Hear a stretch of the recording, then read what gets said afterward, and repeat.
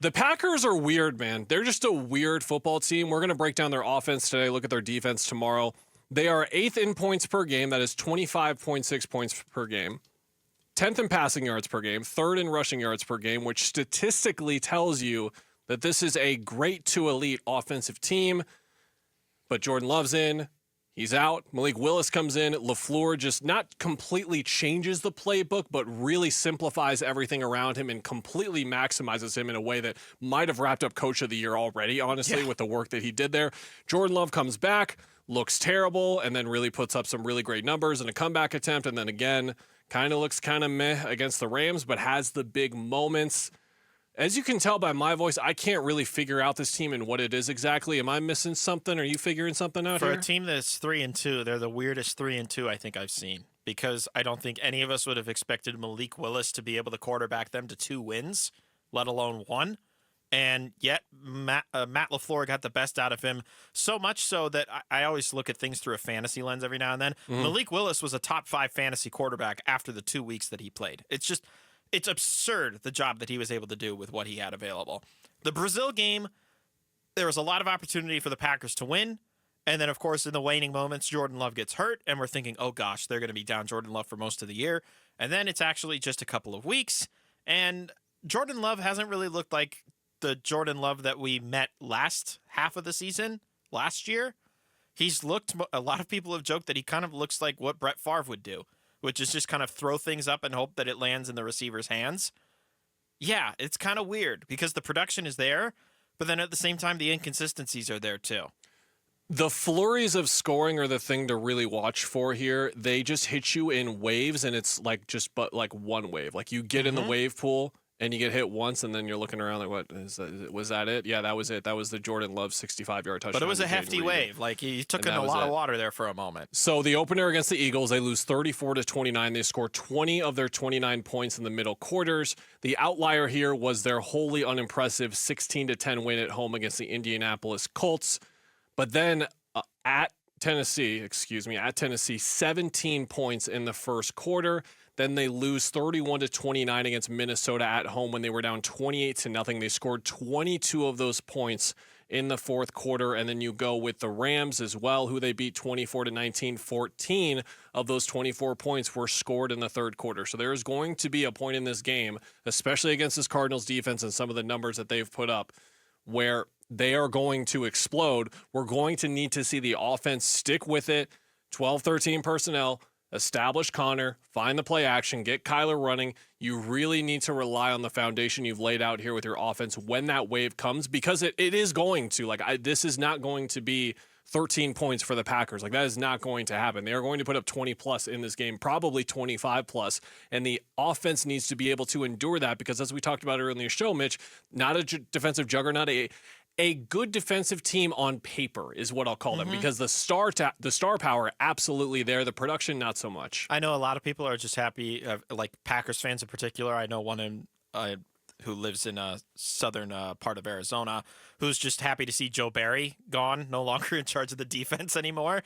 And they have Jeff Haffey this year, who they brought in from college. So it's a new identity that they're trying to build, but it does really help when you have key players on the defensive side. On the offensive side, the big piece that they added outside of extending Jordan Love to that massive contract was Josh Jacobs. They signed him to a 4-year deal. They basically have turned the keys over to him. They let Aaron Jones walk in free agency, and it's a new look in the backfield that has mostly been Josh Jacobs and then Emmanuel Wilson. I know they had also drafted Marshawn Lloyd out of USC.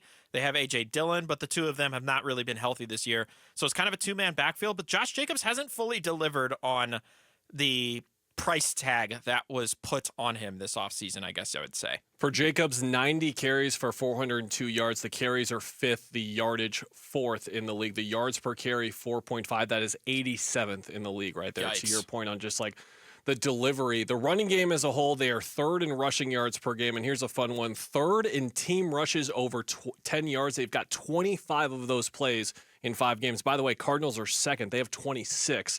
So the amount of big gashes that we're going to see in the run game, I should mention Josh Jacobs at the top of the list in their rushing yards, but Emmanuel Wilson, the backup, he has 156 yards. And then here's an interesting one.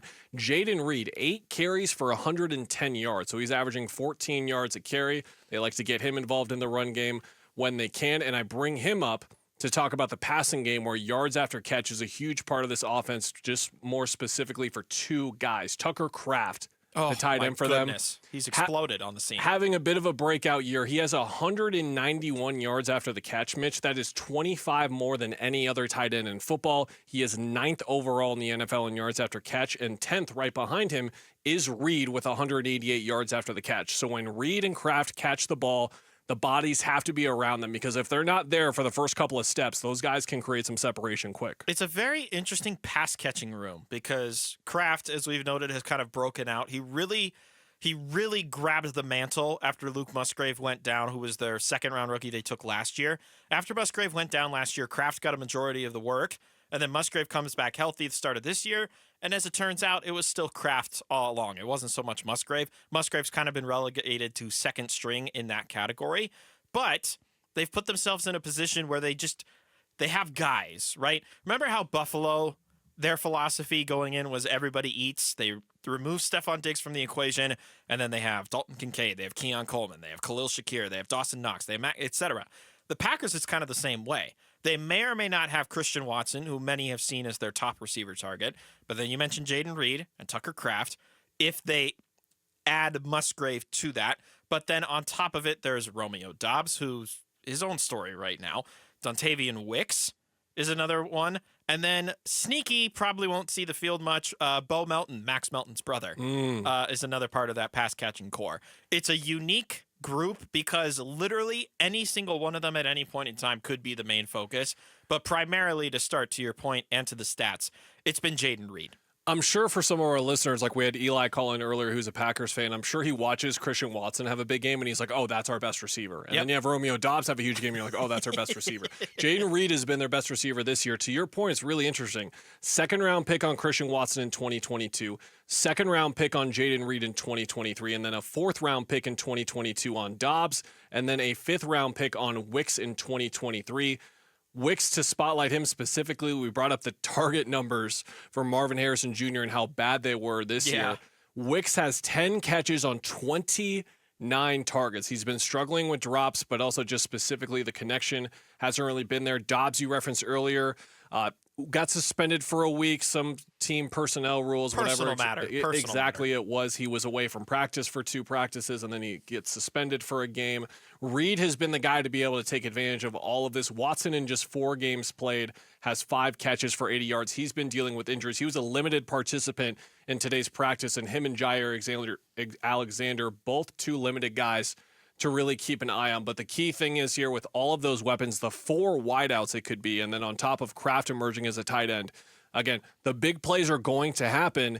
It just shouldn't be this wave after wave after wave. It's going to be a big wave, maybe 2, and can the Cardinals sustain that on the road like they did in San Francisco, where blocked field goal, offense gets jammed up, you're kind of in a, not kind of, you are in a big hole, and they still got to their identity. Are they going to be able to do that again in this game when that is going to happen? Like, the Packers are going to score 17 points in 9 minutes out of nowhere. Cardinals have to be able to sustain it on the other end. This is also, by many consensi, one of the better pass protecting units in the NFL. 8 sacks this year, just 8. Which, if you're the Cardinals and the defense that really struggles to get in the backfield, boy, is it going to be a long day. I do worry. I used the term in my notes, a Mario Kart strip game, like when you're playing a Mario Kart and you get the speed dash and you go up an extra boost.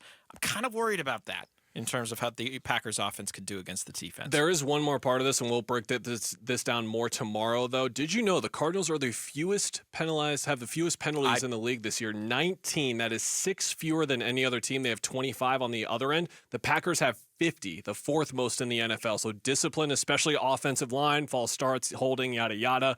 That is where there is a huge difference here, and the Cardinals need to maintain that. I would love to talk more with you about the low penalties tomorrow, because I have not a hot take, but just a hot spitter, I guess.